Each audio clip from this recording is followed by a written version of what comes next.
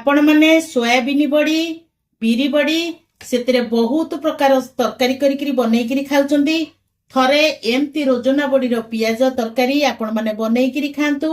ये तरकारी भात सांगरे हो रुटी सांगरे हो कि परोटा सांगरे हो खाइले बहुत टेस्टी लागिबो।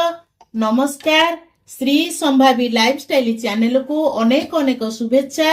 एबे चलंतु देरी न करी फटाफट रेसिपी स्टार्ट करिबा। रोजिना बड़ी पियाजर रेसिपी मुझे 200 ग्राम रोजना बड़ी नहीं दुईटी बड़ पियाज को एमती लंबा लंबा करी काटी देछि। चलंतु आमे आकु साइड करी नेक्स्ट स्टेप को जिबा। प्रथमे आमे रोजना बड़ी को गरम पानी रे भिजेबा। मु गैस लगेकरी पानी गोटे बाउल रे बसई देछि। पानी हमर गरम हो गेलानी। आमे रोजना बड़ी की सेतरे पकई दबा। से गरम पानी रे जेमती भल्लो करी बतुरी जिवो। ए रोजना बड़ी की आमे 15-20 मिनिट याकु रखिबा जेमती रोजना बड़ी पूरा पानी रे बतुरी जिवो एकदम भी नरम हो जिवो। आकु आमे साइड करिकरी अन्य स्टेप को जिबा।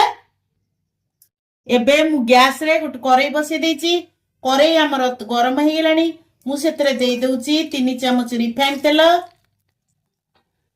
तेल हमर गरम हो गेलानी। मु 2टा कंचा लंका को काटिकी रखिछि तादरे पकाउछि। भूसम पत्र पकाउछि। ये टिके हमर भाजी हे गेला परे हमें सेतरे पियाज पकेइबा। ये हमर भाजी हे गेलानी।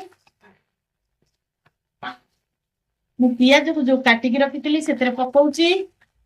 पियाज को हमर हल्का ब्राउन कलर होला पर्यंत हमें गैस रो फ्लेम को मीडियम फ्लेम रे रखी आकु एमती भाजीबा। पियाज हमर ब्राउन कलर हे गेलानी। आमे सेतिरे देई दबा गोटे चमच अदा रसुण छेचा। आकु हमर अदा रसुण रो कंचा स्मेल जिबा पर्यंत आमे भलो करी टिके भाजीबा।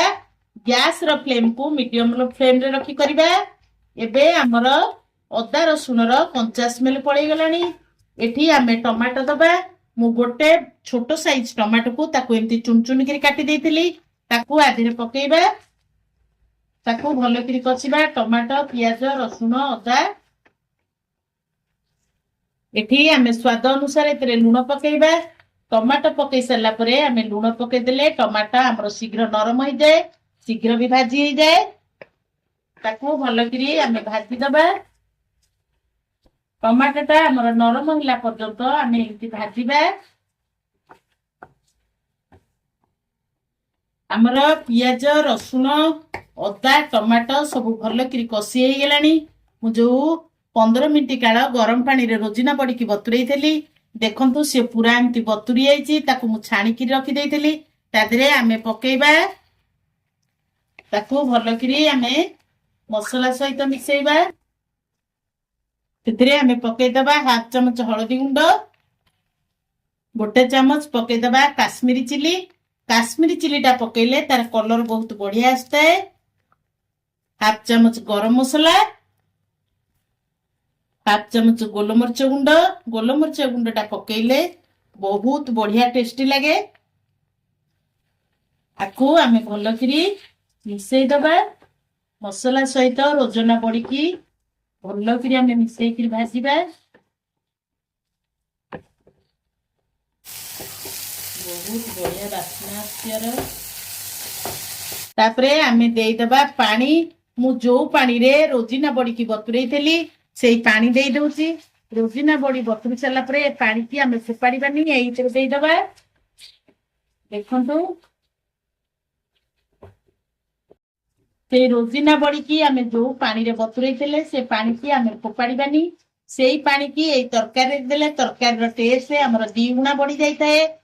देठी देखंतु केते सुंदर कलर पळे आसलानी। पानी देई सरला परे आमे आकु भलो करी एमती गोळेई दबा।